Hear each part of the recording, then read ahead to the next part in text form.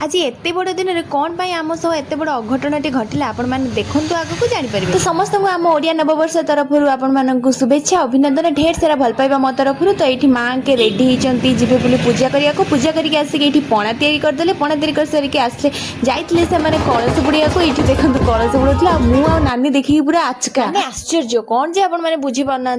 तो ये लंबा लाइन देखिए आपण मैंने भावुथे एत लाइन सरुनी कौन मुझे भावुली आपण मान मन में जो क्वेश्चन मो मन भी से क्वेश्चन तो ये माँ भी बुढ़ौला एत जन भितर माँ भी थिला